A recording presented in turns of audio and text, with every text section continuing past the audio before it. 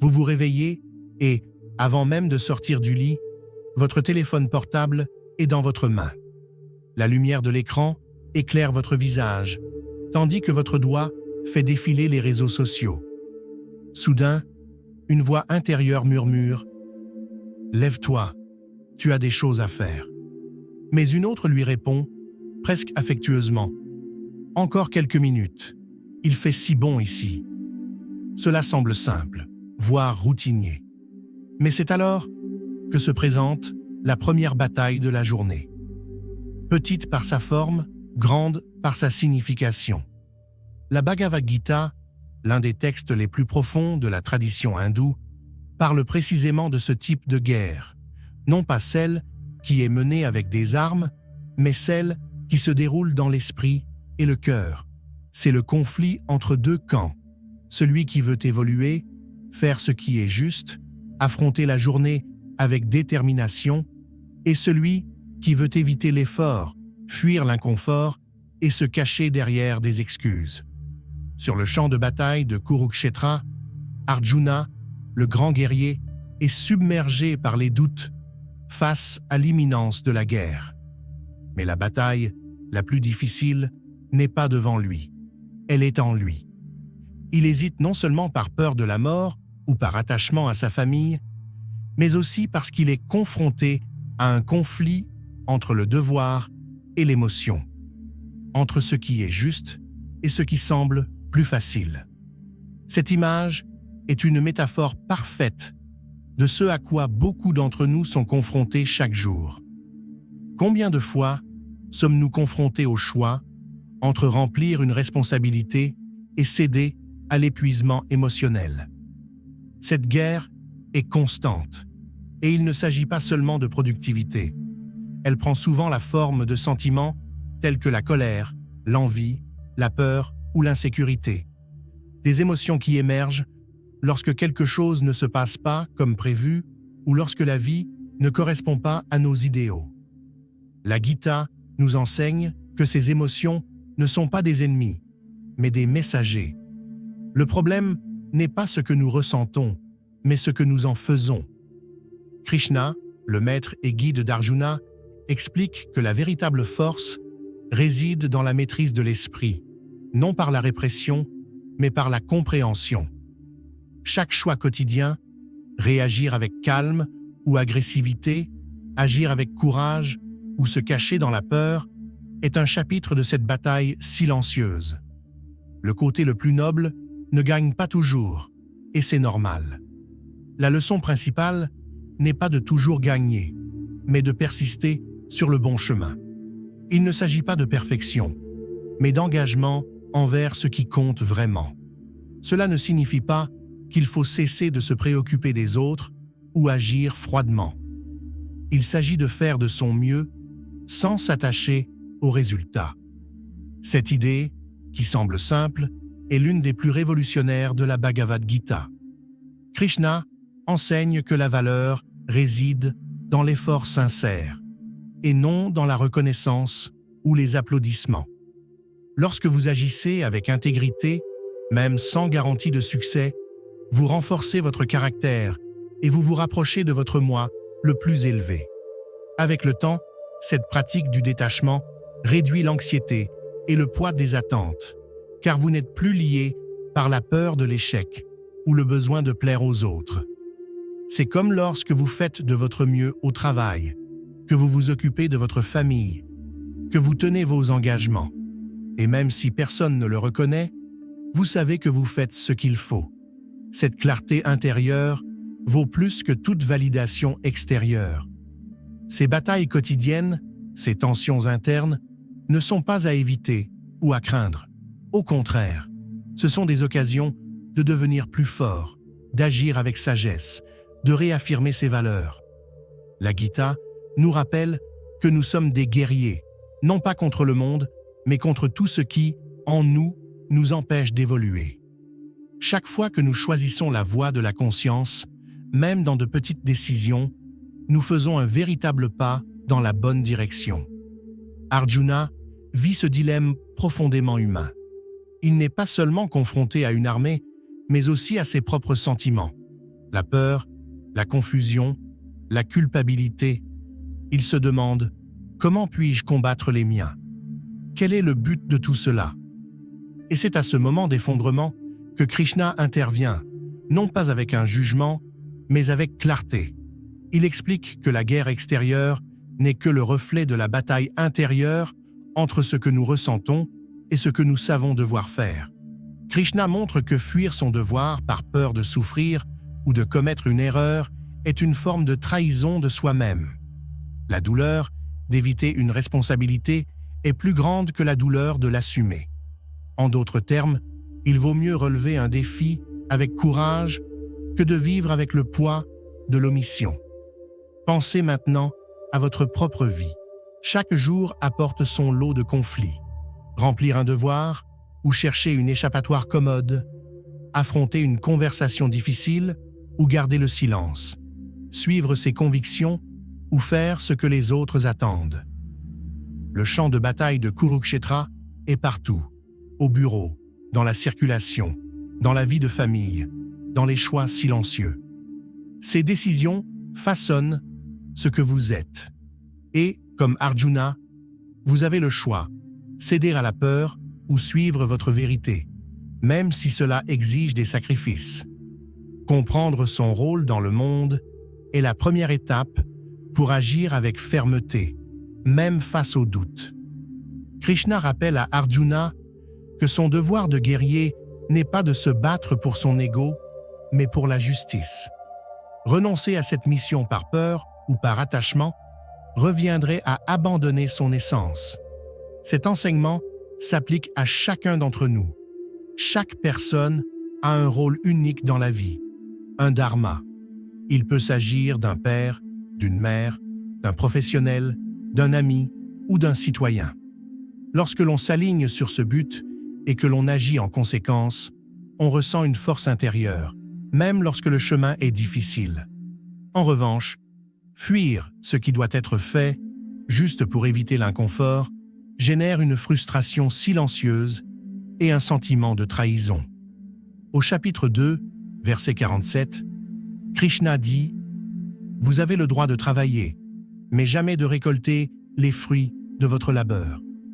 Que les résultats ne soient pas votre motif d'action, et ne vous accrochez pas à l'inaction. » C'est une leçon puissante. Nous hésitons souvent parce que nous voulons une garantie de succès. Mais la vérité est que le résultat est hors de notre contrôle. Ce qui est en notre pouvoir, c'est l'attitude avec laquelle nous agissons.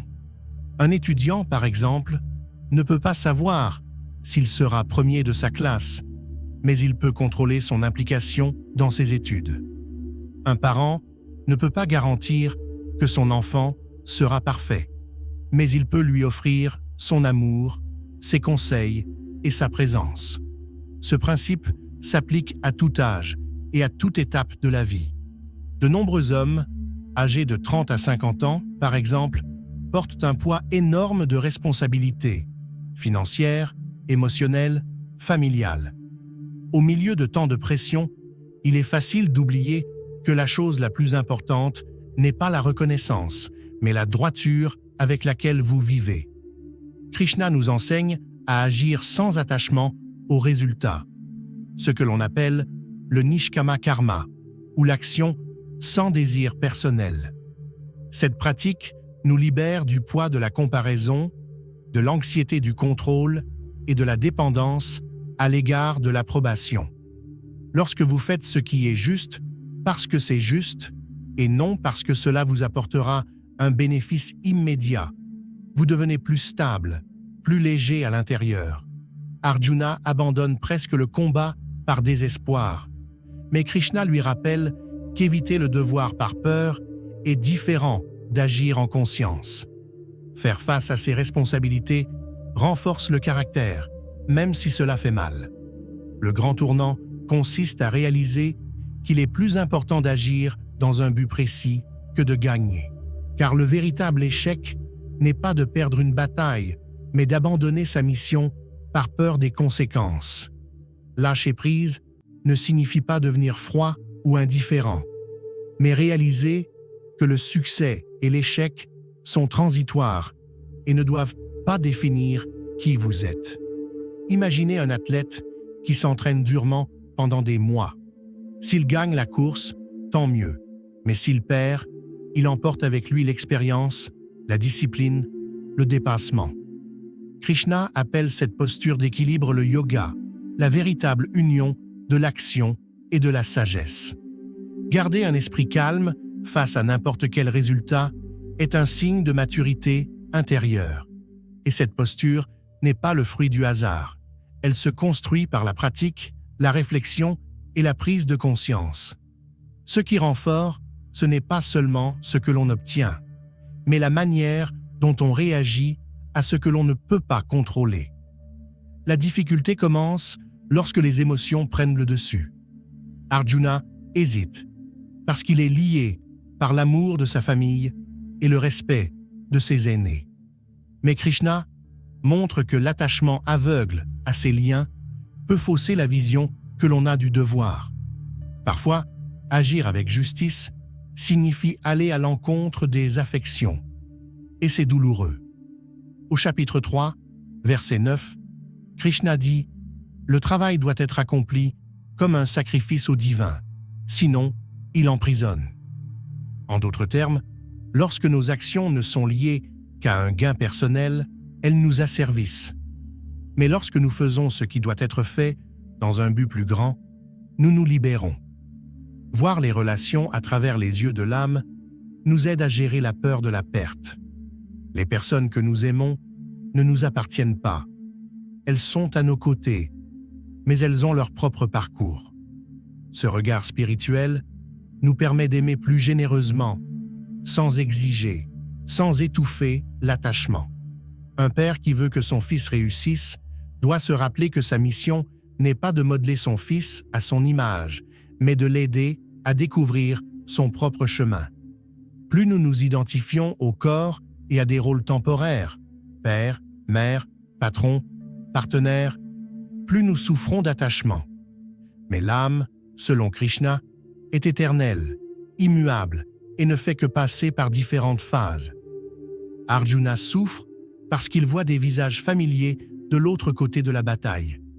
Mais Krishna nous rappelle que le corps meurt, l'âme demeure. Il nous apprend ainsi à agir avec compassion, mais aussi avec clarté. Un dirigeant qui se laisse emporter par le favoritisme peut prendre des décisions injustes. Un dirigeant qui agit avec détachement et en se concentrant sur le bien commun garantit l'équilibre et la justice. Le vrai détachement ne nous demande pas de cesser d'aimer, mais d'aimer avec conscience, sans laisser la peur ou la culpabilité nous paralyser face à ce qui doit être fait. Se détacher de ses émotions ne signifie pas les ignorer, mais les empêcher de décider à sa place. Agir avec fermeté ne signifie pas endurcir son cœur, mais savoir que l'amour exige parfois des attitudes difficiles. Un père qui discipline son fils n'est pas cruel, il fait preuve d'attention. Cet équilibre entre sentiment et responsabilité est au cœur du message de Krishna. Il dit que l'esprit est comme un singe agité, sautant d'une pensée à l'autre, toujours à la recherche d'une distraction ou d'une échappatoire. S'il n'est pas entraîné, ce mental devient notre pire ennemi. Mais si nous apprenons à le maîtriser par la discipline et la conscience, il devient notre meilleur allié. Krishna dit au chapitre 6, verset 5, « Le mental peut être l'ami ou l'ennemi de l'âme. » Cela nous montre qu'une grande partie de la souffrance vient de l'intérieur. Lorsque nous sommes dominés par nos impulsions, nous prenons des décisions irréfléchies. En revanche, lorsque nous cultivons la clarté intérieure, nous pouvons faire des choix judicieux. Pour ce faire, la première étape est la conscience de soi. Observer ses propres pensées et émotions sans porter de jugement permet d'identifier les schémas néfastes et de rompre les cycles répétitifs. Vous pouvez, par exemple, vous rendre compte que vous réagissez toujours avec irritation aux critiques. Le reconnaître est la moitié de la bataille. L'autre moitié consiste à changer intentionnellement votre comportement. Les hommes entre 30 et 50 ans ont tendance à accumuler de multiples pressions. Réussite professionnelle, stabilité financière, responsabilité familiale. Face à tant d'exigences, il est courant de se sentir mentalement épuisé, sans concentration ni énergie. Mais au lieu de réagir de manière impulsive, en se défoulant sur la circulation, à la maison ou au travail, il est possible de créer des espaces de pause. Des pratiques simples telles que la respiration consciente, l'écriture d'un journal ou la marche en silence aident à réduire le bruit mental. Krishna parle de discipline, non pas comme quelque chose d'oppressant, mais comme un chemin vers l'équilibre. Créer des routines saines, se lever tôt, faire taire son téléphone portable à certaines heures, faire de l'exercice, tout cela renforce l'esprit. Il faut aussi savoir reconnaître les extrêmes émotionnels. L'obsession du succès ou le dégoût de l'échec crée de l'instabilité. La clé est d'accepter que les hauts et les bas font partie du voyage. Lorsque l'on cesse de lutter contre la réalité et que l'on commence à l'observer avec sérénité, la vie s'écoule plus facilement. Et cela ne signifie pas être passif. Il s'agit d'agir en conscience, sans se laisser emporter par des désirs momentanés ou une aversion pour l'inconfort. C'est lorsque l'esprit s'apaise que le véritable discernement apparaît. Dès lors, chaque attitude devient un pas ferme vers la maturité et la raison d'être. Être vraiment présent signifie faire une chose à la fois, avec toute son attention. Pendant que vous travaillez, concentrez-vous sur la tâche qui vous attend. Ne laissez pas votre esprit se perdre dans 1000 soucis ou se laisser distraire par des notifications constantes. Éteignez votre téléphone portable, faites le silence pendant un moment et observez ce qui se passe autour de vous. Écoutez le chant des oiseaux. Sentez l'air pénétrer dans vos poumons. Soyez avec vous-même dans le silence. Face à un dilemme, s'arrêter quelques secondes peut changer complètement notre façon de réagir. C'est dans cet espace, entre l'impulsion et l'action, que réside la liberté de choix, lorsque nous cessons d'être pris en otage par l'émotion et agissons avec sagesse. Krishna nous invite à voir au-delà du moment présent. Il rappelle à Arjuna que l'âme est éternelle et que la vie et la mort ne sont que des phases d'un cycle plus large. De la même manière, les défis auxquels nous sommes confrontés aujourd'hui font partie d'un tissu beaucoup plus vaste qui est encore en train de se tisser. Lorsque vous considérez la vie sous cet angle, la souffrance cesse de ressembler à une punition et devient une opportunité. C'est comme lorsqu'une relation se termine ou qu'un projet échoue. Cela fait mal, mais cela révèle aussi des forces cachées, réveille le courage et redéfinit les priorités. En réalisant que tout passe, le bon comme le mauvais, nous développons la tranquillité d'esprit nécessaire pour continuer, même si nous n'avons pas toutes les réponses. Krishna explique que, tout comme le corps passe par l'enfance, la jeunesse et la vieillesse, l'âme traverse différentes phases jusqu'à ce qu'elle revienne à son point d'origine. Cette vision élargit notre conscience et nous aide à faire face aux pertes, aux échecs et aux peurs. La douleur de la perte d'un être cher, par exemple, n'est jamais facile, mais elle prend une perspective différente lorsque nous comprenons que l'âme suit son chemin. Réaliser que tout est impermanent, des difficultés aux réussites, nous apprend à vivre avec plus d'équilibre et moins d'attachement. Et c'est cet équilibre qui nous donne de la force dans les moments de crise, lorsque tout semble s'écrouler. La Gita dit « Chaque fois que la justice se dégrade et que l'injustice s'accroît, je me manifeste. » Cela signifie que, dans les moments les plus sombres, une force plus grande nous invite à nous réveiller, à agir, à rétablir ce qui est juste, à l'intérieur et à l'extérieur de nous. Alors, quand tout semble perdu, quand le poids est trop lourd, rappelez-vous, le champ de bataille est en vous, et c'est là que vous pouvez devenir plus fort. Si ce message vous a touché, n'hésitez pas à aimer cette vidéo et à vous abonner à la chaîne. Votre présence ici renforce ce travail, et si vous souhaitez le soutenir d'une quelconque manière, sachez que votre aide permet à davantage de contenus comme celui-ci d'atteindre ceux qui en ont besoin.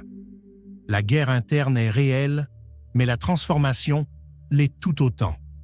Et elle commence maintenant avec un simple pas, conscient, honnête, le vôtre. Être vraiment présent est un acte rare dans la routine moderne, mais c'est aussi l'une des pratiques les plus transformatrices.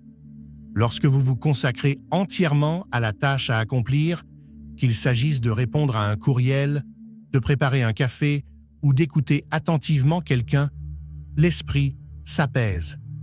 C'est dans cet état que naît le discernement. Au lieu d'être poussé par des impulsions, vous commencez à réagir avec clarté. Krishna enseigne que c'est dans cet espace entre le stimulus et l'action que nous construisons notre liberté intérieure. De petites habitudes, comme éteindre les notifications, marcher en silence ou simplement respirer en pleine conscience, aident à interrompre le cycle automatique de la réactivité. En cas de doute, avant d'agir de manière impulsive, arrêtez-vous, respirez, réfléchissez. Cette pause peut être ce qui sépare un regret d'une décision consciente. Mais il y a quelque chose d'encore plus profond dans ce que Krishna enseigne à Arjuna. Il rappelle que la vie fait partie d'un cycle plus vaste. L'âme est éternelle, alors que tout ce que nous vivons, joie, perte, réussite, défaite, est éphémère. Il ne s'agit pas de minimiser la douleur, mais de comprendre qu'elle fait partie de quelque chose de plus grand. En considérant vos propres défis sous cet angle, vous pouvez trouver un sens même dans les phases les plus difficiles. Un licenciement, par exemple, peut être à l'origine d'un changement longtemps différé. La perte d'un être cher peut éveiller en nous une nouvelle façon d'apprécier le temps et les relations. La vie est en constante transition. Tout comme le corps traverse l'enfance, la jeunesse et la vieillesse, l'âme poursuit son voyage au-delà de la matière. Cette conscience nous donne de la force à des moments où tout semble s'effondrer. Krishna dit qu'il se manifeste chaque fois que la justice s'affaiblit et que l'injustice grandit. Ce verset nous rappelle que même dans les moments d'obscurité, il y a une lumière prête à émerger. La lutte intérieure, avec toutes ses douleurs, ses incertitudes et ses batailles silencieuses, n'est pas une chose à éviter. C'est là que s'opère la véritable transformation. Lorsque vous choisissez la voie de la lucidité plutôt que celle de la colère, de la responsabilité plutôt que celle de la fuite, de l'action consciente plutôt que celle de l'apathie, vous honorez votre mission. Comme Arjuna, vous écoutez la voix de la conscience au milieu du chaos. Si vous êtes arrivé jusqu'ici, c'est que ce message a touché quelque chose en vous. Alors, appréciez cette vidéo, abonnez-vous à la chaîne et, si vous le sentez dans votre cœur, soutenez ce travail avec n'importe quel montant. Votre aide renforce cet espace et permet à davantage de contenus comme celui-ci d'atteindre ceux qui en ont besoin. Le voyage est difficile, mais vous n'êtes pas seul. Chaque pas que vous faites avec courage est une victoire sur la peur. Et c'est ainsi que, pas à pas, nous gagnons la bataille la plus importante de toutes, celle qui se déroule à l'intérieur de nous.